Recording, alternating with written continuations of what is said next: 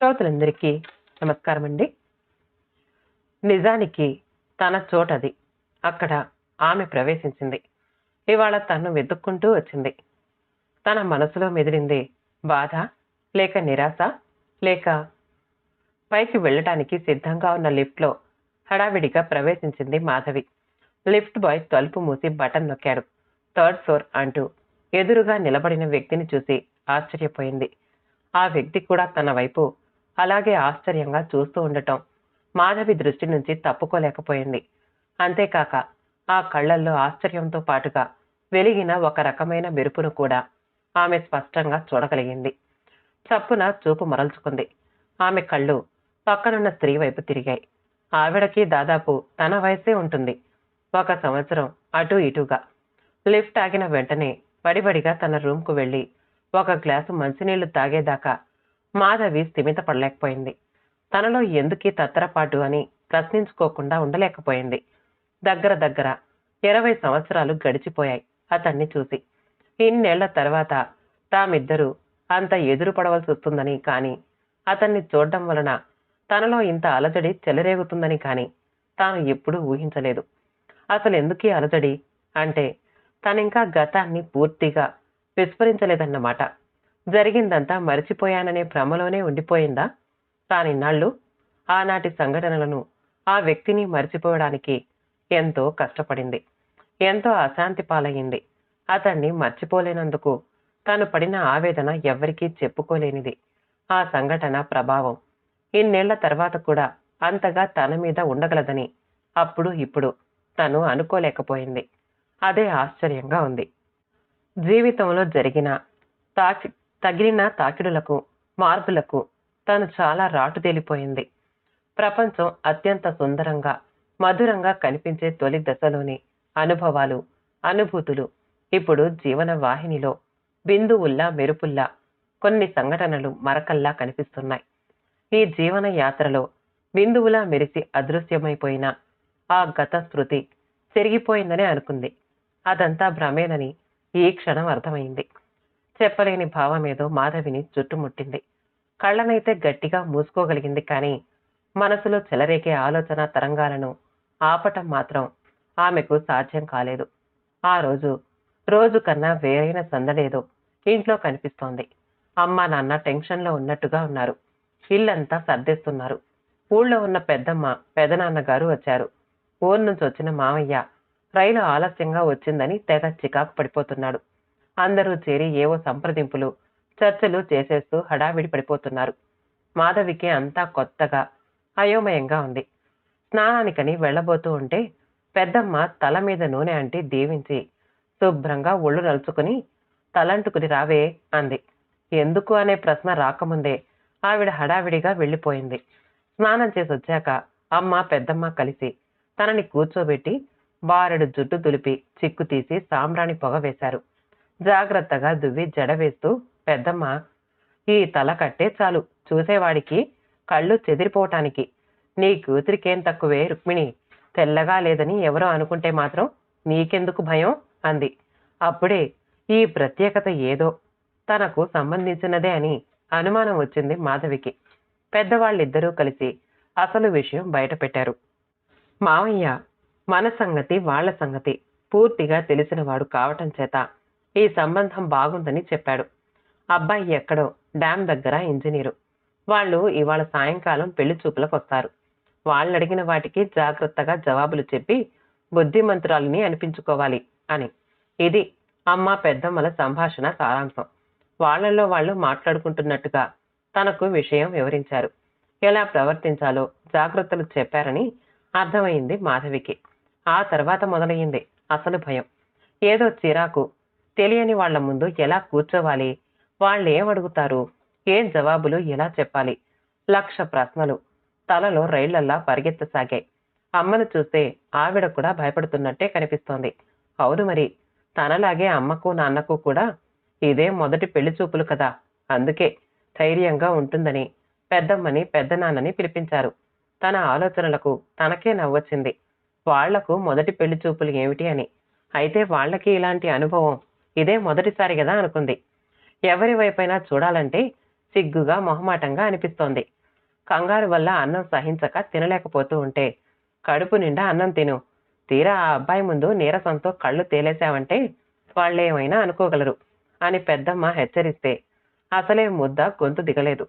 సాయంకాలం అయింది. అనుకున్న టైం వచ్చేసింది. వాళ్ళు వచ్చారు.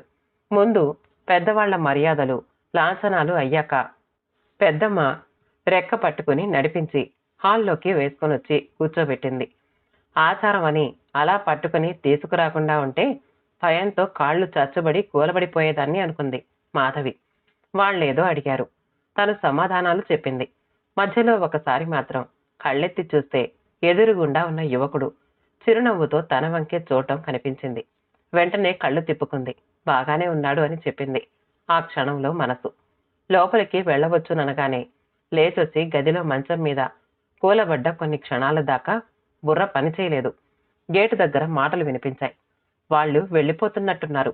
ఎవరూ తనను గమనించడం లేదని రూఢీ చూసుకుని నెమ్మదిగా కిటికీ దగ్గరకు వెళ్లి తెర కొంచెం జరిపి చూసింది. ఎదురుగా గేటు దగ్గరగా అతను నిలబడి ఉన్నాడు. జేబులో చేతులు పెట్టుకుని నిలబడ్డ అతను పొడుగ్గా అందంగా ఉన్నాడని అనుకుంది. పెద్దవాళ్లు ఒక చోట చేరి ఏదో మాట్లాడుకుంటున్నారు. హఠాత్తుగా అతను ఇటువైపు చూశాడు. పక్కకు తిప్పుకునేంతలో అతను తనను గమనించడమే కాకుండా తనని చూసి నవ్వాడేమో అనే అనుమానం, దానితో పాటే సిగ్గు ముంచుకొచ్చాయి. చప్పున తెర వదిలేసి వెనక్కొచ్చి కూర్చుండి ఎవరైనా చూశారేమో అని గుండె గుబగుబలాడింది. తలుపు మీద చప్పుడవడంతో వర్తమానంలోకొచ్చింది. తలుపు తీసి చూస్తే రూమ్ బాయ్ నిలబడి ఉన్నాడు. మేడం, మీ టికెట్ వచ్చింది. ఏమైనా కావాలా అని అడిగి టికెట్ చేతిలో పెట్టాడు. ఏమీ వద్దని చెప్పి అతన్ని పంపి తలుపు మూసి కూర్చున్నాక మాధవి మనసు మళ్లీ గతంలోకి జారిపోయింది. పెళ్లివాళ్లు వెళ్లిపోయాక మొదలయ్యాయి ఇంట్లో మంతనాలు. ఇద్దరు ముగ్గురు ఒక చోట చేరి గుసగుసలు చర్చలు సాగిస్తూ ఉంటే మాధవికి విసుగ్గా ఉంది. నాతో ఏం చెప్పరే, నన్నేమీ అడగరే, పెళ్లి నాకా వాళ్లకా అని చాటుగా కోప్పడింది.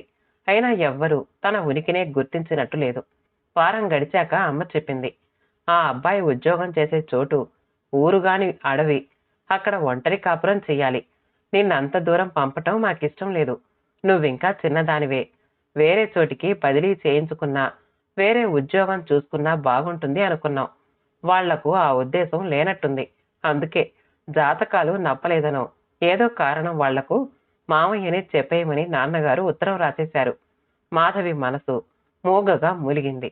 ఈ వారం మధ్యలో జరిగిన ఒక సంఘటన గురించి మీకు తెలియదు, కానీ నాకతన్ని గురించి చాలా తెలుసు. అతన్ని చేసుకోవటం నాకిష్టమే అని చెప్పగల వయస్సు, ధైర్యం రెండూ మాధవికి లేవు. వారం నుంచి అనుక్షణం ఊహల్లో తేలుస్తున్న ఆ సంఘటన, అతని మాటలు మాధవి చెవుల్లో పదే పదే మారుమోగుతున్నాయి.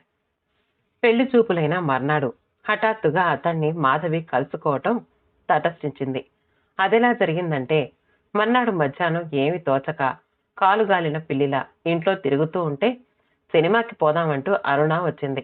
బయటికి వెళితే కొంచెం టెన్షన్ అయినా తగ్గుతుందని అమ్మతో చెప్పి అరుణతో కలిసి బయటపడింది. మునుపటి రోజు సంఘటన వల్ల భవిష్యత్తును గురించిన ఆలోచనలు, ఆశలు ఉక్కిరి బిక్కిరి చేస్తూ ఉంటే మాధవి మనసు వర్తమానం మీద అస్సలు లగ్నం కావటం లేదు. కొంచెం సేపైనా వేరే విషయాన్ని గురించి ఆలోచించుకోవాలి అంటే ఈ సినిమా ప్రోగ్రాం టానిక్ లా పనిచేస్తుందని అనుకుంటూ బయలుదేరింది. ఇంట్లో కూర్చొని బోర్ కొట్టేస్తుంది. అందుకే రమను, గిరిజను టికెట్ల కోసమని చెప్పి నేను నీ కోసం వచ్చాను. వాళ్ళు దారిలో రమణిని కూడా కలుపుకుంటారు. కార్యక్రమం వివరించింది అరుణ. ఇద్దరు కబుర్లు చెప్పుకుంటూ హాల్ దగ్గరికి చేరేసరికి రమ, గిరిజ టికెట్లు కొని ఎదురు చూస్తున్నారు. సినిమా మొదలయ్యే వేళయింది. అప్పటికే వస్తే రమణి ఈ పాటికే రావాలి. రాదేమో, ఇంట్లో చుట్టాలున్నారు అంటూ నసుగుతూనే ఉంది. నెమ్మదిగా చెప్పింది గిరిజ. అయితే టికెట్ దండగేనా? అరుణ వాపోయింది. దాన్ని నేను అమ్మేస్తాలే, భయపడకు అభయం ఇచ్చింది. ఇంక లోపలికి వెళ్ళిపోదాం అని నిశ్చయించుకుని మాధవి, రమ చాక్లెట్లు తెస్తామని వెళ్లారు. వాళ్లు తిరిగొచ్చేసరికి గిరిజ, అరుణ వాదులాడుకుంటున్నారు. గిరిజ ఆ టికెట్ ఎవరో ఒక అబ్బాయికి అమ్మింది. అతను పక్కన చేరి అల్లరి చేస్తే అంటుంది అరుణ, మన దగ్గర ఒకే టికెట్ ఉన్నప్పుడు ఒంటరిగా వచ్చిన వాళ్లే కొనుక్కుంటారు. దానికోసం నేనొక తాతగారిని వెతకాలా ఇప్పుడు అని వాదిస్తోంది గిరిజ. అతని పక్క సీట్లో నువ్వు కూర్చో అంటే నువ్వు కూర్చో అని వాదిస్తోంది గిరిజ. ఇంత దూరం వచ్చి మూడ్ పాడు చేసుకోవడం ఎందుకు? అతను ఏమైనా గొడవ చేస్తే కదా సమస్య. అప్పుడు చూసుకుందాం. పోదాం పదండి. రమ తీర్పు చెప్పి హాల్లోకి దారి తీసింది. బ్యాటరీ వెలుగులో నలుగురు సీట్ల దగ్గరికి చేరారు. ఒక చివర ఎవరో దంపతులు కూర్చునున్నారు. ముందుగా వచ్చిన రమ చటుక్కున ఆ పక్క సీట్లో కూర్చుంది. ఆ వెంటనే అరుణ, గిరిజ సర్దుకున్నారు. వెనకాల వచ్చిన మాధవికి 4వ సీట్లో కూర్చోక తప్పలేదు. గిరిజ గుసగుసగా, ప్లీజ్, ఎవరో ఒకరు ఆ సీట్లో కూర్చోవాలి కదా. నువ్వైతే ఏ, నేనైతే ఏ అంటూ బ్రతిమలాడసాగింది. ఆ చీకట్లో వాదానికి దిగితే చుట్టూ ఉన్న వాళ్ళు తిడతారు, గొడవెందుకు అని మాధవి ఊరుకుంది. టైటిల్స్ సగం అయ్యాక పక్క సీట్లో వ్యక్తి వచ్చి కూర్చోవడం గమనించింది. గిరిజ వైపుగా వాలి కూర్చొని సినిమా చూడటంలో నిమగ్నమయ్యేందుకు ప్రయత్నించసాగింది. ఇంటర్వెల్లో లైట్లు వెలిగాక అనాలోచితంగా పక్క సీటు వైపు చూసి ఉలిక్కి పడింది. ఏం చెయ్యాలో తోచక సీటుకి బల్లిలా అతుక్కుపోయింది. ఆ పక్క సీట్లో వ్యక్తి ఇంటికొచ్చిన ఇంజనీరు. బయటికి వెళదాం, వస్తావా? చెవిలో గుసగుసలాడింది గిరిజ. లేవటం చేతకాని దానిలా బిగుసుకుపోయి రాను అని తల మాత్రం ఆడించింది. సగం ఖాళీ అయిన చాక్లెట్ ప్యాకెట్, వాళ్ల పర్సులన్నీ మాధవి ఒళ్ళో పడేసి వాళ్ళు ముగ్గురూ లేచి బయటికి వెళ్లారు. బతికాను అనుకోవాలా, చచ్చాను అనుకోవాలా అని ఆలోచిస్తూ వాళ్ళు వెళ్లిన వైపే చూస్తూ ఉండిపోయింది. సినిమా బావుందా? ఉలిక్కిపడి తిరిగి చూసింది. అతడు తననే అడుగుతున్నాడు చిరునవ్వుతో. అని మాత్రం అనగలిగింది. మీరు నిజంగా సినిమా చూస్తున్నారా? తను శ్రద్ధగా సినిమా చూడటం లేదని అతడు గమనించాడంటే అర్థం అతను తననే చూస్తున్నాడన్నమాట. ఏం చెప్పాలో తెలియక తల వంచుకొని కూర్చుంది. నా గురించి మీరేమనుకుంటున్నారో తెలియదు గాని నిన్నటి నుంచి నేను మీ గురించే ఆలోచిస్తున్నాను. దగ్గరగా తల వంచి చెప్తున్న అతని స్వరంలో ఆర్ద్రతకి ఆకులా వణికింది. నా గురించి మీకంతా తెలుసా? అతని ప్రశ్నకి తెలుసును అని, తెలియదు అని ఎటూ కాకుండా తల ఊగించింది. నా పేరు అనంతకుమార్, ఇంజనీర్ని. ఇంకా కొన్నాళ్ళు డ్యామ్ సైట్లో ఉండాలి. అక్కడ మాకు కట్టిన కాలనీ, ఒక క్లబ్బు కాలక్షేపం కోసం తప్ప వేరే నాగరికత ఉండదు. ఓ మాదిరి పట్నానికి వెళ్లాలన్నా, సినిమా చూడాలన్నా 10 మైళ్ళు వెళ్ళాలి. మాకు అవసరానికి జీపులు, వ్యాన్లు ఉంటాయి. వాటిని వాడుకుంటాం. క్లబ్లో వారానికి ఒక సినిమా వేస్తూ ఉంటారు. మరి మీరు భోజనం, సెలవులొస్తే కాలక్షేపం ఎలా? ప్రశ్న వేసింది గాని అనాగరికంగా, అనాలోచితంగా అడిగాను అనుకుంటాడేమో అని భయపడింది మాధవి. ఒక మెస్ ఉంది, బ్రహ్మచారులం, అక్కడే భోజనం, అదే చేస్తాం. వాడు ఏ గడ్డి పెడితే అదే గతి. ఇంకా కాలక్షేపం అంటే పేకాట ఆడతాం, పుస్తకాలు ఉంటాయి. డబ్బు పెట్టే పేకాడుతారా? తనలో నుంచి అసంకల్పితంగా దూసుకొస్తున్న ప్రశ్నలకు మాధవికి చాలా ఆశ్చర్యం కలిగింది. వాళ్ళేం చేస్తే తనకే అని ఊరుకోకుండా తనకేదో సంబంధం ఉన్నట్టుగా ఎందుకు ప్రశ్నిస్తోందో తనకే తెలియటం లేదు. అది కాలక్షేపం, వ్యసనం కాదు. అంతకన్నా మంచి కంపెనీ దొరికితే పేకాట ఆడే అవసరమే ఉండదు. కంపెనీ అన్న మాట ఏదైనా ప్రత్యేక అర్థంతో అంటున్నాడేమోనని మాధవికి అనుమానం వచ్చింది. తలెత్తి చూస్తే అతను తననే చూస్తూ చిరునవ్వు నవ్వుతున్నాడు. చప్పున చూపులు మరల్చుకుంది. లైట్లు ఆరిపోయాయి. మీ స్నేహితురాళ్ళు వచ్చేస్తారేమో, ఆలోచించండి. నాకు చాక్లెట్స్ ఇవ్వరా? అతని చెయ్యి తన వైపు చాపటం చూసి కాబరాగా 2 చాక్లెట్లు అతని చేతిలో పెట్టింది. Thank you, very sweet. ఏ ఉద్దేశంతో అలా అన్నాడో అనే అనుమానం వచ్చింది. అతని కంఠస్వరంలోని చిలిపితనానికి ఆమె ఒళ్ళు చల్లుమంది. ఇంకా ఆ తర్వాత మాధవి సినిమా చూడలేకపోయింది. అలా అని పక్కకి చూడలేకపోయింది. ధైర్యం చేసి ఇంటికొచ్చాక కూడా అతని మంద్రమైన స్వరం, మాటలే చెవుల్లో ప్రతిధ్వనించసాగాయి. ఇప్పుడు మనసులో నిరాసక్తత కలిగిన నిరాశను అణుచుకోవడానికి, దాచుకోవడానికి మాధవి పడ్డ బాధ ఏ భాషకు లొంగేది కాదు. ఆ తర్వాత ఆమె ప్రమేయం ఏమీ లేకుండానే కొన్ని నెలలకు ఆమె వివాహం నిశ్చయమైంది. అతడు కూడా ఇంజనీరు. కాంట్రాక్టులు చేస్తూ బాగా ఆర్జిస్తున్న లక్షణమైన పెళ్లి కొడుకుగా ఆ ఊళ్ళోనే ఉండే సంబంధంగా అందరికీ ఎంతో నచ్చాడు. మాధవి అదృష్టవంతురాలు అన్నారు అందరూ. మాధవిలో ఏ మాత్రం ఉత్సాహం, చలనం కలగలేదు.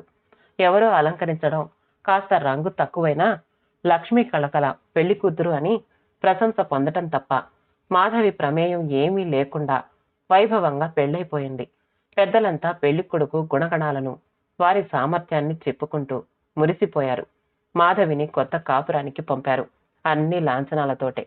కొత్త సంసారంలో నిద్ర లేవటం, పని వాళ్లకు పనులు చెప్పటం, బ్రేక్ఫాస్ట్, ఫోన్ కాల్స్ అందుకోవటం, భర్త ఆఫీస్కో సైట్ మీదకో వెళ్లేదాకా అతని అవసరాలు చూడటం, అతడు వెళ్ళాక తన పనులు చేసుకోవటం, లంచ్, భర్త రెస్ట్ తీసుకుంటున్నప్పుడు ఏవేవో పుస్తకాలు చదవటమో, తను కూడా పడుకోవటమే చేయటం, సాయంత్రం అతడు ఎటైనా తీసుకువెళితే వెళ్ళటం, అతడు క్లబ్కు వెళితే తన కాలక్షేపం తను వెతుక్కోవటం, రాత్రి డిన్నర్, నిద్ర. ఇది దినచర్య. ఈ దినచర్య ఒక 6 నెలలు కొత్తగా అనిపించినా రాను రాను మరీ జీవిత చట్టంలో బిగించినట్టుగా ఉండేది. నేను కూడా ఒక యంత్రాన్నా అనే అనుమానం మాధవికి రాసాగింది. నెలకొక్కసారైనా సరదాగా ఇద్దరూ కూర్చుని కబుర్లు చెప్పుకోవడం గాని, తనకేది ఇష్టమో అతడు అడగడం, అది చేయటం గాని జరగలేదని సంవత్సరం గడిచాక మాధవికి తోచింది. 1-2 సార్లు తన ఇష్టాలను చెప్పే ప్రయత్నం చేసినప్పుడు అది డబ్బుకు సంబంధించినదైతే నీకెంత కావాలో అంత తీసుకో, కారు డ్రైవర్తో పంపిస్తాను తెచ్చుకోమనో, డబ్బుతో ప్రమేయం లేనిదైతే నాకు టైం లేదు అనో అనేవాడు. అలాగే 2వ సంవత్సరం కూడా గడిచిపోతూ ఉంటే జీవితమంతా ఇలాగే గడుస్తుంది అంటే ఇంకొన్నాళ్లలో నాకు పిచ్చెక్కడం ఖాయం అనిపించసాగింది. అలాంటి పరిస్థితి రాకుండా ఉండాలంటే తనకంటూ కాలక్షేపం, ఒక జీవితం ఏర్పరచుకోవాలని నిర్ణయానికి వచ్చింది. అందుకే తీరిగ్గా ఉన్నప్పుడు భర్తతో నేను ఎంఏ చదువుతాను అని అంది. కొంచెం సేపు ఊరుకుండి, నీకు చదువుకోవాలని ఉంటే చదువుకో, నువ్వు ఉద్యోగం చేయటం నాకిష్టం లేదు, ఆ అవసరమూ లేదు అన్నాడు. మాధవికి మొహం మీద నీళ్లు చల్లినట్టయింది. ఉత్సాహమంతా నీరుగారిపోయింది. ఆ ప్రయత్నం విరమించుకుంది. మరొక 6 నెలలకు అనుకోని ఆఘాతం తగిలింది. ఒక ప్రమాదంలో ఆమె భర్త మరణించాడు. అమ్మ, నాన్న, బంధుజనం అంతా గుండెలు బాదుకున్నారు. నీ జీవితం ఎంతలో తెల్లారిపోయిందే అని పట్టుకుని ఏడ్చారు. తను గడుపుతున్న జీవితం ఎలాంటిదో, దానికి కలిగిన నష్టం ఎంతటిదో ఆలోచించే శక్తి కూడా లేకుండా స్థాణువైపోయింది మాధవి. పెద్దలంతా చేరి వ్యవహారాలు నిర్వహించారు. అత్తామామలకు ఏదైనా ఇస్తే బాగుంటుంది అన్నారు. క్యాష్లో సగం ఇవ్వమంది. ఇంకా నీది చిన్న వయసు, నీకే డబ్బు అవసరం, వాళ్లకు సగం అవసరం లేదు, ఎంతో కొంత ఇచ్చేయమని మామయ్య సలహా ఇవ్వబోతే తను వినలేదు. నీ కర్మ, తెలివి తక్కువగా ప్రవర్తిస్తున్నాను అని విసుక్కున్నాడు. హెచ్చరికలు చేశాడు. తను ఏది పట్టించుకోలేదు. ఎవరి సలహాలు వినదలుచుకోలేదు. ఇల్లు తనకే ఉంచుకుంది. ఒంటరిగా ఉండొద్దు, మాతో వచ్చే, ఇల్లు అద్దెకిచ్చేస్తే నీకు అవసరానికి చేతిలో డబ్బుంటుంది అన్నారు అమ్మా నాన్న. ఎందుకో ఎవరి మాట వినాలని అనిపించలేదు. ఇక ముందు తన జీవితాన్ని తనే ఏర్పరచుకోవాలని, తనకు సంబంధించిన ఏ నిర్ణయమైనా తనే చేసుకోవాలని దృఢ నిశ్చయానికి వచ్చింది. అందరినీ ఎన్నో ప్రశ్నలు అడగాలని అప్పుడప్పుడు ఆవేశం వచ్చినా అణుచుకుంది. కొన్నాళ్లు తన ఇంట్లోనే ఉంటానని పట్టుబట్టింది. ఎవ్వరూ తన నిర్ణయాన్ని మార్చలేక విసుక్కుని హెచ్చరికలు చేస్తూ ఎవరి దారిన వాళ్ళు వెళ్లిపోయారు. కూర్చొని తింటూ ఉంటే నిష్ప్రయోజనంగా జీవితం వృధా చేసుకోవడమే అవుతుందని తోచింది. ఎంఏ చదవాలన్న ఆసక్తి మొగ్గలోనే మాడిపోయింది. కాలక్షేపమైన, మార్పు కోసమైనా ఏదో చెయ్యాలనే తపనతో కాంపిటేటివ్ పరీక్షలు రాయాలని నిశ్చయించుకుంది. బ్యాంక్ పరీక్షలకు చదవటం ప్రారంభించింది. పరీక్ష పాసై ఆఫీసర్గా ఉద్యోగానికి ఆర్డర్ వచ్చేదాకా ఎవ్వరికీ చెప్పలేదు. ఉద్యోగం వచ్చిందని చెప్పగానే నీకు ఉద్యోగం చేసే కర్మం ఏమిటి అన్నారు అమ్మ నాన్నగారు. ఇలాగే ఉద్యోగం చేసుకుంటూ ఎన్నాళ్ళుంటావు, ఇంకా చిన్న వయసులోనే ఉన్నావు, మళ్ళీ పెళ్లి చేసుకోమని ప్రోత్సహించారు కొందరు. పెళ్లి మీద ఎలాంటి నమ్మకం, ఉత్సాహం లేకుండా పోయాయి. తన జీవితం తన ఇష్ట ప్రకారం స్వతంత్రంగా దిద్దుకోవాలని తీర్మానించుకుంది. ఎదుటివారి ఎవరైనా సరే ఎంతవరకు దగ్గరకు చేరనివ్వాలో అంతవరకే చేర్చేది. తన వ్యక్తిగత జీవితంలోకి ఎవ్వరూ రాకుండా తనే ఒక హద్దు ఏర్పరచుకుంది. అలా 5 సంవత్సరాలు గడిచిపోయాయి.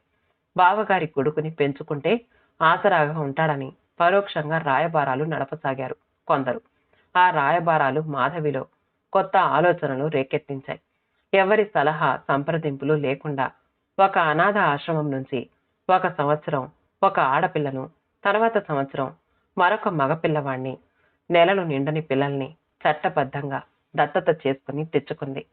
ఈ తన చర్యకు ప్రతిఘటనలు, చర్చలు, బెదిరింపులు చాలానే ఎదుర్కోవలసి వచ్చింది. అన్నింటినీ ధైర్యంగా తిరస్కరించింది.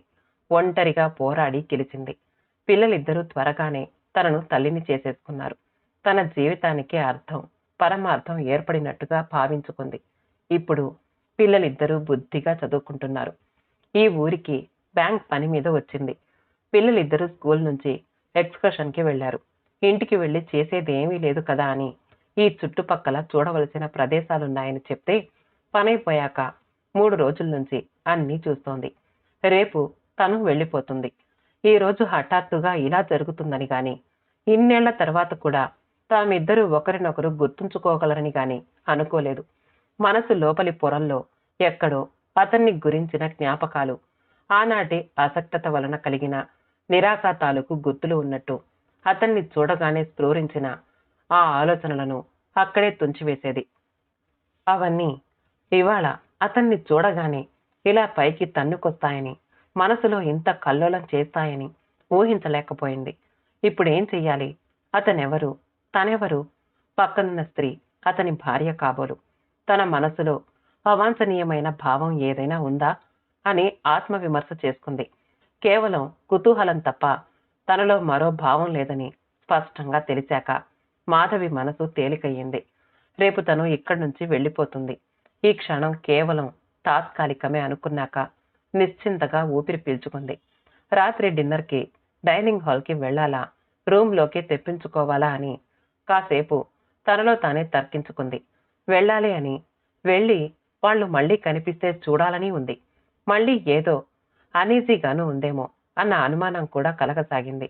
తన మనసులో అసూయ గాని, మరే వికారం కానీ లేనప్పుడు వెళ్ళటానికి, వాళ్ళని చూడటానికి జంకెందుకు అని తననే ప్రశ్నించుకుంది. కొంతసేపు తర్జన భర్జన పడ్డాక వెళ్ళాలని నిశ్చయించుకుంది. ఎవరో తలుపు తట్టిన చప్పుడయ్యింది. నా ఆలోచనలో మునిగిపోయి నేను వినలేదా? ఎవరో ఎంతసేపటి నుంచి పిలుస్తున్నారు అనుకుంటూ చివరన వెళ్లి తలుపు తీసి ఎదురుగా నిలబడ్డ వ్యక్తిని చూడగానే అరక్షణం కలవరపడింది. వెంటనే సర్దుకుని లోపలికి దారి తీస్తూ రండి అనే లోపుగానే ఆ వ్యక్తి లోపలికి రావచ్చా అని చాలా మర్యాదగా అడిగింది. పక్కకి తప్పుకుని రండి అంటూ ఆహ్వానించింది. ఆమె లోపలికొచ్చి తలుపు దగ్గరగా వేసొచ్చి ఎదురుగా కూర్చుంది. ఏమని మాట్లాడాలో, అసలు ఆమె తన రూమ్కి ఎందుకొచ్చిందో మాధవికి అంతుబట్టలేదు. ఆమె కూడా మాట్లాడటానికి సంకోచిస్తుందేమో అని అనిపించింది. కొద్ది క్షణాలు మౌనంగా దొర్లిపోయాయి. చివరికి మాధవి తనే ముందుగా మీరు అంటూ అర్ధోక్తిలో ఆపి ఆమె వైపు చూసింది. అందుకోసమే ఎదురు చూస్తున్న దానిలా ఆమె వెంటనే అందుకుంది. నా పేరు ప్రమీల. ఈ ఊళ్ళో బంధువుల పెళ్లికని వచ్చాం. ఇందాక లిఫ్ట్లో మిమ్మల్ని చూడగానే మీరు మాధవి గారని గుర్తుపట్టాను. మీతో మాట్లాడాలి అనిపించింది. చొరవ తీసుకుని వచ్చినందుకు క్షమించండి. ఆమె మాటలు వింటున్న మాధవికి అంతే అయోమయంగా తోచింది. ఈమె అనంతకుమార్ భార్య కావాలి. తను చూసిన దాన్ని బట్టి అలాగే అనుకుంది. ఆమె తనతో ఏం మాట్లాడాలి? తన పేరు, వివరాలు ఆమెకెలా తెలుసు? 1,00,000 ప్రశ్నలు మెదిలాయి. తనను తాను సంభాళించుకుని నేను మీకెలా తెలుసు? ఇది వరకు మిమ్మల్ని ఎప్పుడూ కలిసినట్లు, చూసినట్లు నాకు జ్ఞాపకం లేదు అంది. నన్ను మీరెప్పుడూ చూడలేదు.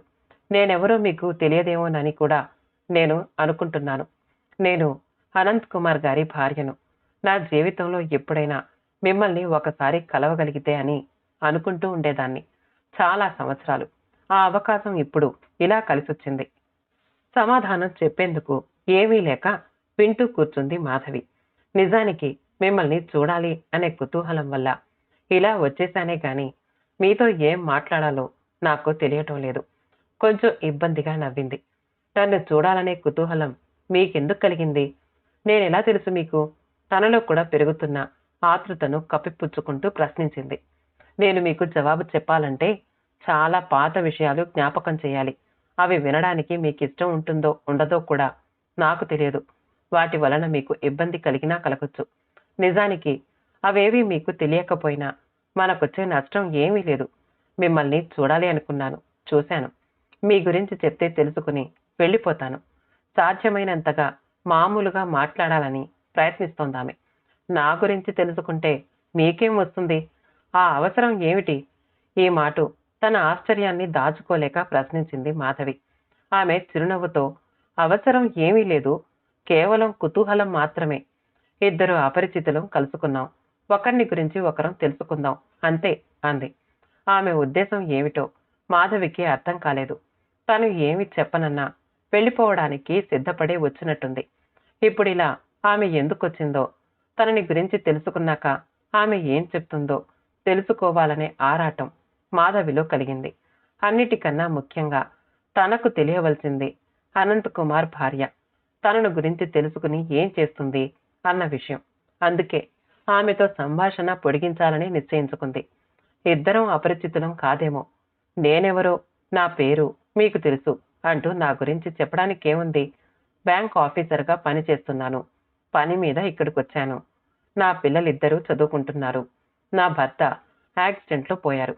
ఇంకేమీ చెప్పేందుకు లేదు అన్నట్టుగా ముగించింది. భర్త పోయాడనే చెప్పినప్పుడు ఆమె ముఖంలో కదలాడిన భావాన్ని మాధవి స్పష్టంగా చూడగలిగింది. ఇద్దరి మధ్య మౌనం నిలిచింది కొద్దిసేపు. హోటల్ బాయ్ కాఫీ తెచ్చిపెట్టాడు. అది కప్పులో పోసి ఆమె చేతికిస్తూ, మీ గురించి చెప్పండి. మీకు నేనెలా తెలుసో తెలుసుకోవాలని ఉంది అంది. ఫోటోలో చూశాను. మా వారి బీరువాలో మీ ఫోటో చాలా కాలంగా ఉండేది. మా అత్తగారు వాళ్ళు మీ గురించి మాట్లాడుకుంటూ ఉంటే విన్నాను. ఆశ్చర్యంతో కళ్ళప్పగించి వింటూ ఉండిపోయింది మాధవి. పెళ్లి చూపులకు ముందే తన ఫోటో వాళ్లకు పంపారన్నది ఇన్నేళ్ల తర్వాత తెలిసిన విషయం. తన భర్త బీరువాలో మరొక స్త్రీ ఫోటో ఉందనే విషయాన్ని ఈవిడ ఇంత మామూలుగా ఎలా చెప్పగలుగుతుందో మాధవికి అర్థం కాలేదు. రకరకాల ఆలోచనలతో ఉక్కిరి బిక్కిరి అవుతున్న మాధవినే చూస్తూ ఆవిడే మాట్లాడసాగింది. మిమ్మల్ని పెళ్లి చేసుకోవాలని ఆయనకు చాలా ఇష్టంగా ఉండేదని, ఆయన తల్లిదండ్రులు కూడా మీ సంబంధం నచ్చిందని, మీ వాళ్లే సంబంధం వద్దనేసరికి పెద్దవాళ్లు చాలా నొచ్చుకున్నారని నా పెళ్లైన కొద్ది రోజులకే నాకు తెలిసింది. మీకు కోపం రాలేదా? బాధ కలగలేదా? అసంకల్పితంగా అడిగింది. ఆమె ముఖంలో ప్రశాంతమైన నవ్వు వెలిగింది. చిన్నతనం కదా, అప్పుడు చాలా బాధ కలిగింది. బాధ కన్నా రోషమనే చెప్పాలి అప్పటి స్థితిని. మరో స్త్రీ ఫోటోని ఆయన అంత భద్రంగా దాచుకున్నారని తెలిసినప్పటి నా పరిస్థితి వర్ణనాతీతం. నాలో నేను ఎన్నిసార్లు ఏడ్చానో చెప్పలేను. మీ వారిని అడగలేదా ఎప్పుడు? కొత్తలో సంకోచంతో అడగలేకపోయాను. ఎలా అడగాలో కూడా తెలియలేదు. కొన్నాళ్లకు ధైర్యం చేసి ఎవరి మీద అంత ఇష్టం ఉంచుకుని ఫోటోలు దాచుకుంటూ నన్నెందుకు చేసుకున్నారు అని అడిగాను. ఆయన చెప్పిన సమాధానం నాకప్పుడు అర్థం కాలేదు గాని వయసు గడుస్తున్న కొద్దీ అర్థమైంది. ఏం జవాబు చెప్పారు? మాధవిలో ఉత్కంఠ పెరిగింది. ఆ అమ్మాయిని చేసుకోవాలని నేను చాలా ఇష్టపడ్డ మాట నిజం. ఆ ఇష్టంతోనే ఆమె ఫోటోను భద్రంగా పెట్టుకున్నాను. అది పారేయాలంటే నాకు చేతులు రావు. అలా అని నువ్వంటే నాకు అయిష్టమని కూడా అనుకోకు. నీ పట్ల నా మనసులో ఉన్న భావానికి సరైన అర్థం చెప్పటానికి కొంచెం టైం పడుతుంది. నువ్వు నన్ను నమ్మి కొంచెం ఓపిక పడితే ఇద్దరం సుఖంగా ఉండొచ్చు అన్నారాయన. అప్పట్లో ఆయన మాటలు పూర్తిగా బోధపడకపోయినా ఓపిక పట్టాలని అన్నారు కనుక అలాగే చేద్దామనుకున్నాను. మా మధ్య ఈ రోజు వరకు ఇన్నేళ్లలో మళ్ళీ ఆ ప్రసక్తి రాలేదు. ఇవాళ మీరు కనిపించాకే నాకు మీతో మాట్లాడాలి అనిపించింది. మీకు అభ్యంతరం లేకపోతే ఇలా ఎందుకు జరిగిందో తెలుసుకోవాలని ఉంది నాకు. మాధవి వైపే చూస్తూ సందేహంగా అడిగింది. నాకు తెలియదు. జాతకాలేవో కలవలేదని అనుకున్నారు అన్నట్టు గుర్తు. మాధవి తడబడకుండా జవాబు చెప్పింది. అంతగా జాతకాలు నమ్మేవారైతే మీ వివాహం విషయంలో పొరబడలేదా? తనలో తనే అనుకుంటున్నట్టుగా అంది. ఏమో, ఏమైనా ఇప్పుడు అవన్నీ మాట్లాడుకోవడం అసందర్భం, అనవసరం అనిపించడం లేదు. ఈ కారణంగా మీ జీవితంలో ఏదైనా అసంతృప్తి ఉంటే ఆ పైన ఏమనాలో తెలియక అర్ధోక్తిలో ఆపేసింది. అసంతృప్తి అనేది చాలా ఏళ్ల క్రితమే పోయింది. వెంటనే జవాబు చెప్పింది. మరి మీ వారు అడగవలసిన విషయం ఏమిటో అర్థం కాక ఆపేసింది. ఆహా, ఆయన వంటి భర్త దొరకటం నా అదృష్టం. కొన్నేళ్ల దాకా నేను ఆ ఫోటో విషయం మర్చిపోవాలని ప్రయత్నించాను. తర్వాతెప్పుడో చూస్తే అది ఉండే చోట లేదు. ఇవాళ మిమ్మల్ని లిఫ్ట్లో చూశాకే ఈ మాట పైకొచ్చింది. మిమ్మల్ని గుర్తుపట్టారా అని ఆయన్ని అడిగాను. ఇన్నేళ్ల తర్వాత చూస్తే ఏమనిపించింది అని అడిగాను. ఇన్నేళ్ల తర్వాత ఏమిటా పిచ్చి ప్రశ్నలు అన్నారు. టికెట్లు కొనడానికి వెళ్లారు. రావటం లేట్ అవుతుంది. ఈలోగా మిమ్మల్ని ఒకసారి కలుద్దామని నేనిటొచ్చాను. మాకాయన జ్ఞాపకం ఉంటారని మీరెందుకు అనుకున్నారు? ప్రశ్నించకుండా ఉండలేకపోయింది. లిఫ్ట్లో మీరు ఆయన్ని చూడగానే ఆశ్చర్యపోయారు. అందుకే అలా అనుకునొచ్చాను. కుర్చీలో ఇబ్బందిగా కదిలింది. కొద్ది క్షణాలు మౌనంగా గడిచిపోయాయి. ఇంక వెళ్ళొస్తాను, చాలా థ్యాంక్స్ అంటూ లేచింది. మాధవి అనుసరించింది. జీవితంలో ఎప్పుడైనా ఒకసారి మిమ్మల్ని కలవాలని నా కోరిక. అది ఇవాళ ఇలా సంభవించింది. సమయం వృధా చేశానేమో. గుమ్మం దగ్గర ఆగి అంది. అదేం లేదు కానీ నేనెప్పుడూ ఇలాంటి సన్నివేశాన్ని ఊహించలేదు. జీవితం అంటే ఎన్నో సంఘటనల అనుభవాల కలియేకే అని అంటారు. వాటిని అనుభవించటమే మన కర్తవ్యం అనుకుంటూ ఉంటాను నేను. నిజం చెప్పారు, అంతేనేమో. నమస్కరించి సెలవు తీసుకుని తన రూమ్ వైపు వెళ్ళిపోయింది ప్రమీల. తలుపు మూసొచ్చి మంచం మీద వాలిపోయిన మాధవి, నిజం చెప్పలేదు ప్రమీల నీకు. బహుశా నీ భర్త కూడా నిజం చెప్పలేడేమో. మా ఇద్దరిలో గతం బలమైన ముద్ర వేసుకుందని ఇన్నేళ్ల తర్వాత తెలిసింది. అంతేకాదు, ఇంకో నిజం కూడా నీకు నేను చెప్పలేదు. అది నీకే కాదు, ఎవ్వరికీ చెప్పలేనిది. ఇన్ని సంవత్సరాలు గడిచిపోయినా ఒక పురుషుడి మనసులో నాకొక ప్రత్యేకమైన గుర్తింపు ఉందని తెలిసిన నా స్త్రీ హృదయం గర్వంతో ఉప్పొంగిపోతోంది. ఇది నా జీవితంలోనే అపురూపమైన సంఘటన అనుకుంది. కథ సమాప్తమండి. కథ నచ్చితే మా ఛానల్ని లైక్ చేయండి, షేర్ చేయండి, సబ్స్క్రైబ్ చేసుకోండి. మళ్ళీ కలుద్దాం ఇంకో మంచి కథతో.